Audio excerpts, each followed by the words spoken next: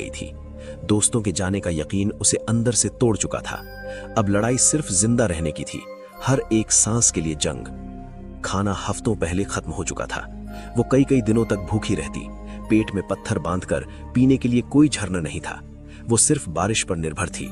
जब हफ्तों बारिश ना होती तो प्यास से उसका गला सूख कर कांटा हो जाता। वो सुबह पत्तों पर जमी ओस की बूंदों को चाट कर अपनी प्यास बुझाती। रातें सबसे ज्यादा खौफनाक थीं। जंगली सूअरों के झुंड जहाज के आसपास घूमते और जमीन खुरचते उनकी घुरघुराने की आवाज सुनकर सोफी की रूह कांपती आती। वो केबिन का दरवाजा कसकर बंद कर लेती और खामोशी से सुबह का इंतजार करती। लेकिन भूख किसी भी डर से बड़ी होती है। एक दिन कई दिनों की भूख से तड़पकर उसने एक फैसला किया, अगर जीना है तो मारना होगा। उसने जहाज से मिले लोहे के एक टुकड़े को पत्थर पर घिसकर एक धारदार भाला बनाया। उसने एक खतरनाक जंगली सूअर का शिकार करने की ठानी। ये एक जानलेवा फैसला था जिसमें एक चूक का मतलब मौत था। लेकिन सोफी के पास अब खोने के लिए कुछ नहीं बचा था। सोफी की जिंदगी अब एक रूटीन बन चुकी थी, शिकार करो, जिंदा रहो।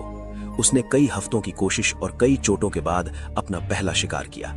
उस दिन उसने कई महीनों बाद पेट भरकर मांस खाया था। लेकिन हर शिकार एक जानलेवा जंग होती थी।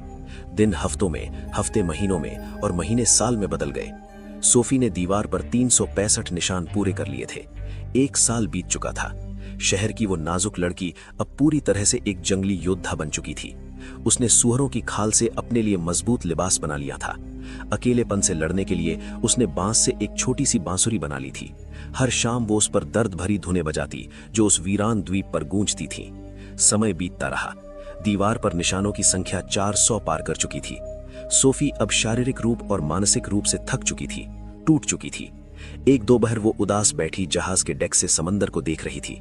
तभी उसे दूर क्षितिज पर एक बिंदु दिखा। वो एक जहाज था। सोफी की सूखी रगों में जैसे अचानक खून की बाढ़ आ गई। वो अपनी पूरी ताकत से चिल्लाई। उसने आग जलाई, कपड़े लहराए, लेकिन सब बेकार गया। जहाज अपनी राह पर चलता रहा और आंखों से ओझल हो गया। उस दिन सोफी का दिल हमेशा के लिए टूट गया। लेकिन उसी टूटे हुए दिल से एक नई जिद ने जन्म लिया। मैं यहां सड़कर नहीं मरूंगी, मैं इस समंदर से लड़ूंगी। उसने फैसला कर लिया, वो इस द्वीप से भागेगी। लगभग 1 महीने तक सोफी ने दिन रात एक कर दिया। उसने बांस के सबसे मजबूत लट्ठों और लताओं को इकट्ठा किया। उसने अपनी पूरी ताकत और द्वीप पर सीखी हर कला का इस्तेमाल किया। उसने बांस के लट्ठों को कसकर बांधकर एक छोटा सा बेड़ा बनाया।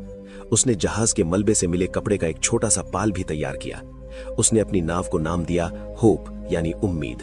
उसने अपने साथ कुछ हफ्तों के लिए सूखी मछली और मांस जमा किया। मीठे पानी के लिए उसने नारियल के खोखले खोलों को भर लिया। और हाँ, उसने अपनी वो कीमती बांसुरी भी अपने साथ रख ली।